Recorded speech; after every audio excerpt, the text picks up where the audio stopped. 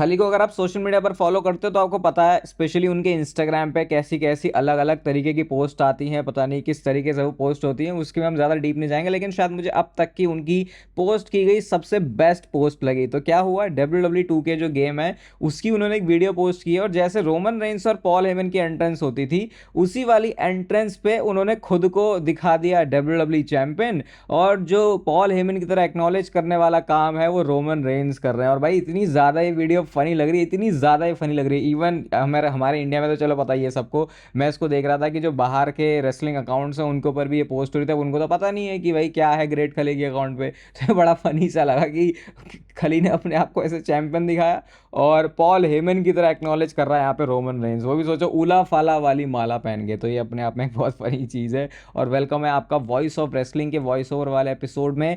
सबसे पहले आपको स्वतंत्रता दिवस की हार्दिक शुभकामनाएं। अगेन मैं हर बार ये बात बोलता हूँ, फिर से बोलूँगा कि हम हमेशा अपनी देशभक्ति बॉर्डर पे जाके नहीं दिखा सकते, हम बहुत छोटे छोटे स्टेप ले सकते हैं। वो है सबसे पहले बाहर गंदगी और कूड़ा ना मचाना। अगर आप ये काम करते हो तो भाई आपको कोई हक नहीं बनता सोशल मीडिया पे किसी भी तरीके की पोस्ट करने का। मैं सिर्फ एक छोटा सा मैसेज दे रहा हूँ अपनी तरफ से। जैसे लोग कहते हैं ना कि यार सब लोग दोगले हैं मतलबी हैं, अबे सारे लोग ही दोगले हैं मतलबी हैं कह रहे हैं, तो है कौन असली में दोगले और मतलबी? फिर तुम ही तो लोग हो, क्योंकि सारे ही लोग बोल रहे हैं। तो वैसा ही मुझे ये हैप्पी इंडिपेंडेंस डे या फिर जब हम अपने किसी भी कोई ऐसा नेशनल फेस्टिवल को सेलिब्रेट करते हैं वैसे करके मनाते हैं, तो यार ऐसा अजीब सा है। बट मैं तो हमेशा ही मैसेज दूंगा, और हमें अच्छे तरीके से जीना और रहना चाहिए और प्राउड फील करना चाहिए अपनी कंट्री के ऊपर। तो सबसे पहले स्टार्ट करते हैं देखो उस चीज़ से जो कि हुई थी आज से 8 साल पहले। और ये वो मोमेंट है जब मंडे नाइट ड्रॉ में सेथ रॉलिंस और डीन एम्ब्रोस का फाइनली रीयूनियन हो गया था। बताना मुझे आप में से कितने लोग उस समय एक्टिवली इस वाली स्टोरी को फॉलो कर रहे थे, क्योंकि एक हफ्ते डीन एम्ब्रोस मान जाता था तो फिर उस हफ्ते सेथ रॉलिंस नहीं मानता था, फिर सेथ रॉलिंस मान जाता था तो फिर डीन एम्ब्रोस नहीं मानता था। फिर ये लड़ भी रहे थे, और इसी सेगमेंट में रीयूनियन होने से पहले ये लड़े भी हैं। फिर इनका भाईचारा ऑन टॉप आ जाता है और उसके बाद इनका रीयूनियन हुआ। फिर वो सारी चीज़ हमने देखी कि कैसे रोमन रेंस भी उसके बाद आते हैं, एंड देन फिर शील्ड उसके बाद टूट भी गई। इतना अच्छा नहीं था वैसे रीयूनियन, मतलब उसके बाद की जो चीज़ें स्टोरी वैसे नहीं चल पाई, क्योंकि पता है जो चीज़ पहली बार में जितनी ऑथेंटिक होती है फिर वो दूसरी बार में उतनी लग नहीं पाती। तो आपकी क्या मेमोरी है इस चीज़ से वो आप कॉमेंट सेक्शन में बता सकते हो। लेकिन अब बात करते हैं उस मुद्दे के बारे में। भाई ये तो ऐसा लग रहा है कि WWE वाले AEW को अब खा के ही मानेंगे। तो पिछले कुछ टाइम से मैं आपको बता रहा हूँ कि कैसे AEW के जब भी शोज होते हैं WWE उसके हेड टू हेड कॉम्पिटिशन में अपना शो डाल देती है, ताकि उनके शो को वो थोड़ा सा फीका साबित करवा दें। तो ये चीज़ मैंने आपको बताई थी कि पहले उन्होंने अभी जहाँ जहाँ भी बताई थी आपको पता ही है। तो अब क्या पता चला, पता ये चला कि TNA की जो प्रोग्रामिंग वीकली प्रोग्रामिंग होती है, अब क्योंकि WWE और TNA का कोलैबोरेशन है तो प्लान ये है कि वेंसडे नाइट्स को जहाँ पे AEW का फ्लैगशिप शो आता है डायनामाइट, वहाँ पे अब वो TNA की प्रोग्रामिंग को लेके आ जाएंगे।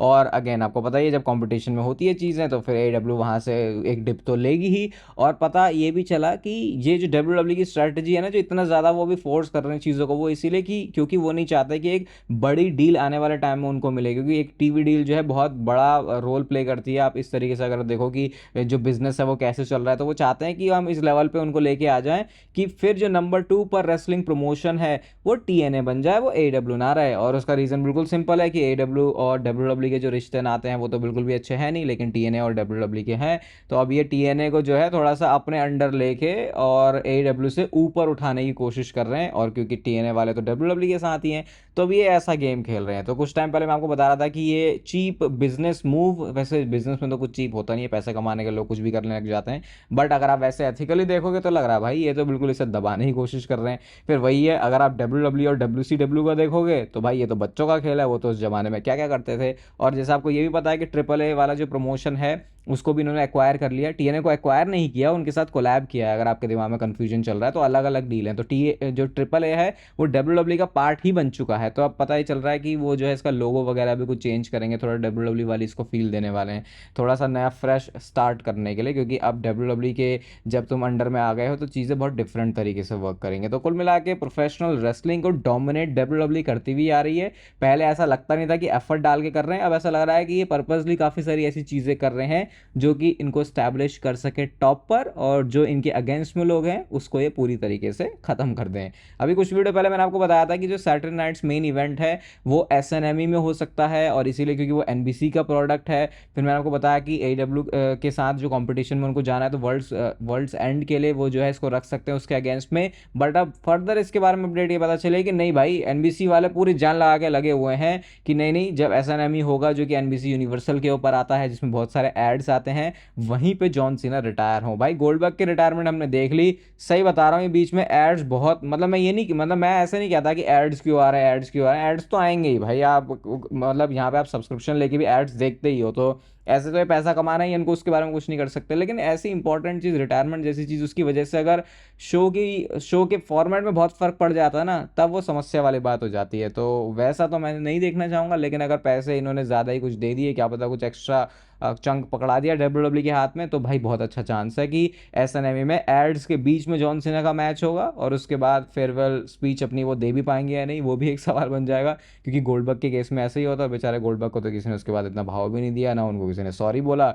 जॉन सीना के साथ मुझे लगता नहीं ऐसी ट्रीटमेंट करेंगे, तो फिर मैं तो कह रहा हूँ कि वो कंपटीशन वाली बात ही सही कर दो भाई, तुम एडब्ल्यू के अगेंस्ट में जाओ, लेकिन एटलीस्ट ऐसे फेयरवेल टूर हो, ऐसे लास्ट मैच हो, ऐसा रिटायरमेंट मैच हो जॉन सीना का, जो कि हम फैंस को तसल्ली दे, थोड़ा एंड में जाके ये ना फील करवाए कि मज़ा सा नहीं आया वो देख के। बाकी जॉन सीना ने अभी एक पोस्ट भी करी है इंस्टाग्राम पे, आप भी देख सकते हो। अब तो वैसे दोनों बंदों की यारी दोस्ती हो चुकी है, लेकिन वो स्ट्रीट फाइटर में जो रोल प्ले करने वाले हैं उस फोटो को पोस्ट किया है। एक्सप्लेन मैं इसको कुछ करूंगा नहीं, क्योंकि ज़्यादा जॉन सीना की इंस्टाग्राम की पोस्ट को समझना मतलब कि अपने ब्रेन सेल्स को हमेशा के लिए डेड करना, जो कि आपकी आने वाली लाइफ के लिए वैसे भी अच्छा नहीं होगा। अभी मुद्दा क्या उठा था, आपको पता है कि ब्रॉक लेसनर वापस आ गए, तो जॉन सीना ने बोला भैया मैं तो डब्ल्यूडब्ल्यू के हिसाब से ही चलता हूँ, और ट्रिपल एच ने बोला कि अपनी जो बुक है उसका आखिरी चैप्टर जॉन सीना खुद लिख रहा है। तो क्या है इसके पीछे की सच्चाई, मैंने आपको बताया था कि वो दोनों तरीके से ही वर्क करती है। बट अभी ना शेमस ने बहुत सालों पुराने वाली बात बोली है, जो कि हमको बताती है कि भाई जॉन सीना भी यार तुम बोलते तो कुछ और हो और थोड़ा मामला कुछ अलग होता है। तो शेमस ने बताया कि जब शेमस जॉन सीना के सामने जीते, तो जॉन सीना ने ही विंस मैकमैन को बोला कि put put the kid over, जिसका रेसलिंग टर्म में अगर आप देखोगे ओवर होने का मतलब, ओवर करने का मतलब कि उस बंदे को उस बंदे के सामने ज़्यादा स्ट्रांग दिखाना, डोमिनेंट दिखाना, और उस मैच में विक्ट्री देना। तो ये चीज़ जॉन सीना ने बोली थी, और विंस ने भी फिर उस चीज़ के ऊपर अग्री किया। एंड देन उसके बाद हमने वो शेमस का पुश देखा, जिसके बाद वो फिर आगे जाके चैंपियन भी बने। तो ऐसा करके उन्होंने कहानी बताई। अब आप ऐसे भी नहीं कह सकते कि जॉन सीना ने कोई बोला कि ये होना चाहिए, लेकिन डेफिनेटली उनके आइडियाज़ होते हैं ऑन द टेबल, तो वो काफ़ी हद तक कह तो सही रहे हैं। मतलब बाकी सुपरस्टार्स की तरह बिल्कुल नहीं है जॉन सीना, जैसे आप सीएम पंक की बात कर लो, इवन मैं इसमें रोमन रेंस को भी ऐड करूंगा, वो भी काफ़ी सर्टेन वे में रहते हैं कि मेरा कैरेक्टर ऐसे दिखना चाहिए। लेकिन बहुत ज़्यादा ये हमको अनरियल डॉक्यूमेंट्री से ही पता चला कि जॉन सीना को उतना फर्क नहीं पड़ता, मतलब कि वो ये चाहते हैं कि चल डब्ल्यूडब्ल्यू कर रही है, जो उनकी फिलॉसफी है कि भैया लाइफ में जो भी आता है उसको एक्सेप्ट करो, अपने हिसाब से चीज़ें तोड़ने मरोड़ने की कोशिश मत करो। तो वो बात कई हद तक सही भी है, लेकिन पूरी सही नहीं है। तो ब्रॉक लेसनर के केस में मान सकते हैं कि हाँ, दोनों ही बंदों को, दोनों ही पार्टीज को चाहिए था वापस, लेकिन कोई भी उसका क्रेडिट नहीं लेना चाह रहा है, क्योंकि उसका क्रेडिट लेने के पीछे फिर जो कॉन्सिक्वेंसेस हैं वो थोड़े से भारी से फील हो रहे हैं दोनों को ही। हमने स्मैकडाउन में देखा था कि ड्रू मैकिंटायर ने जो है क्लेमोर किक लगा दी कोडी रोड्स को, और वो भी उन्होंने अनाउंसर डेस्क के सामने लगाया। तो उसके बाद उन्होंने इसको पोस्ट किया, और देखो कैप्शन उन्होंने क्या लिखा है कि वो स्टूपिड टैटू को मैं एक जायंट बुल्स आई की तरह यूज कर रहा था, इसलिए जो मेरा निशाना है वो इतना सही गया। तो अब देखो कैप्शन में भी कैसे ड्रू मैकिंटायर खेलता रहता है सोशल मीडिया पे, लेकिन एक फैन ने बड़ा सही पकड़ लिया, वो कह रहा भाई वो टैटू तो दूसरी साइड था, तो निशाना कहाँ देख के बना रहा है। तो थोड़ा क्रिएटिव होना बहुत पसंद है ड्रू मैकिंटायर को। और जो मैंने आपको बोला था कि ड्रू मैकिंटायर और लोगन पॉल का जो इंपल्सिव वाला पॉडकास्ट है पूरा मैंने देखा, वहां पे उनकी वाइफ भी भाई लाइंस उनको देती है कि तुम ये बोलो, तुम वो बोलो। जैसे रॉ या स्मैकडाउन में कहीं पे जब सीएम पंक और ड्रू मैकिंटायर की फ्यूड चल रही थी, तो आपको याद होगा कि ड्रू मैकिंटायर ने बोला था कि भाई ना तू नशा करता, ना तू अल्कोहलिक है, ना तू दारूबाज है, ना तू ये है, लेकिन फिर भी तू अपनी जो ज़्यादातर पैसे हैं उसको रिहैब में स्पेंड करता है। तो ये वाली लाइन ड्रू मैकिंटायर को उनकी वाइफ ने ही बोली थी।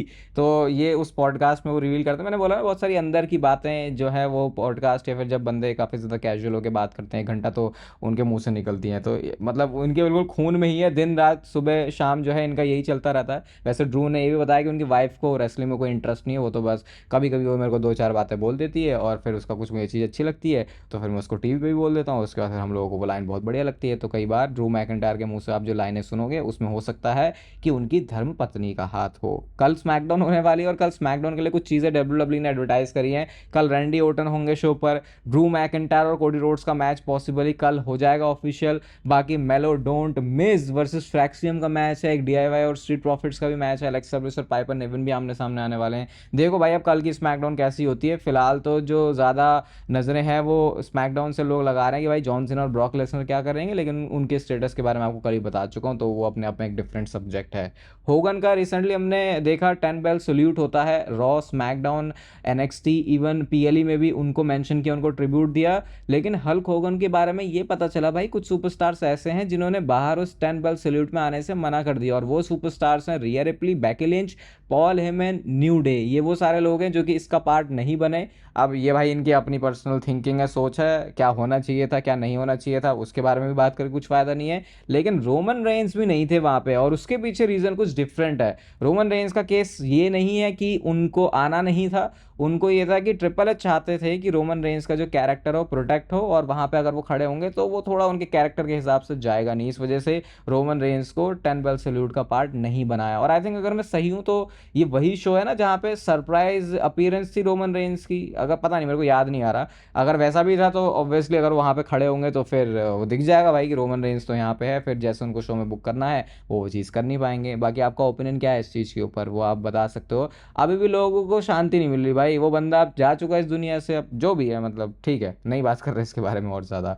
ब्रॉक लेसनर और जॉन सीना का मैच होने वाला है नेक्स्ट, और इस मैच को फैंस एंटिसिपेट कर रहे हैं भाई, कब होगा कहाँ होगा वो सारी चीज़ें मैं आपको बता चुका हूँ कि 20 सितंबर मोस्ट प्रोबेबल डेट लग रही है यहाँ पे कि जहाँ पे मैच हो सकता है। अब एक यहाँ पे स्पेकुलेशन और आ रही है कि इस मैच को डब्ल्यूडब्ल्यूई नॉर्मल मैच नहीं रखने वाली कि भाई एक सिंगल्स मैच हो गया ब्रॉक लेसनर और जॉन सीना का। इस मैच को डब्ल्यूडब्ल्यूई बहुत ही सीरियस वे में बिल्ड करना चाहती है, और पॉसिबली आपको इस मैच में एक स्टिपुलेशन भी देखने को मिल सकती है। और अगर आप थोड़ा सा पुराने तार जोड़ने की कोशिश करोगे तो जब लास्ट टाइम ब्रॉक लेसनर वापस आए थे और उनका पहला मैच हुआ था जॉन सीना के साथ, तो वो एक नॉर्मल रेगुलर मैच नहीं था, वो एक्सट्रीम रूल्स वाला मैच था। और वैसे भी अभी हमने रिसेंटली देखा भी कि डब्ल्यूडब्ल्यूई ने कोडी और जॉन सीना वाला मैच भी किया, तो लिमिट्स तो यहाँ पे ये किसी भी लेवल पे लेके जा सकते हैं। डब्ल्यूडब्ल्यूई इसको बहुत हाई प्रोफाइल मैच बनाने के लिए ही देख रही है, तो चांसेस काफ़ी अच्छे हैं कि इसमें आपको एक स्टिपुलेशन भी दिख जाए। तो फिर अब सोचो कि अलग अलग जगहों पर अलग अलग वेपन के साथ आपको ए फिनिशर दिख रहा है, कहीं ब्रॉक लेसनर की सुप्लेक्सिटी दिख रही है, कहीं F5 दिख रहे हैं। अब भाई इस मैच का इंतजार नहीं हो रहा, जल्दी से भाई तुम दोनों बंदे आओ और मार पिटाई करो थोड़ी स्मैकडाउन रॉ में, और उसके बाद अपने इस मैच के लिए बनाओ, क्योंकि अब समर स्लैम में जिस तरीके से ब्रॉक लेसनर का रिटर्न हुआ, अब फैंस बहुत एक्साइटेड हैं इस मैच के लिए। और इस वीडियो को आप यहाँ तक देख रहे हो तो इसे लाइक कर देना, चैनल को सब्सक्राइब कर दो ऐसे और इंटरेस्टिंग डब्ल्यूडब्ल्यूई से रिलेटेड वीडियोस के लिए। बाकी तब तक फिर लेते रहो जिंदगी के मजे।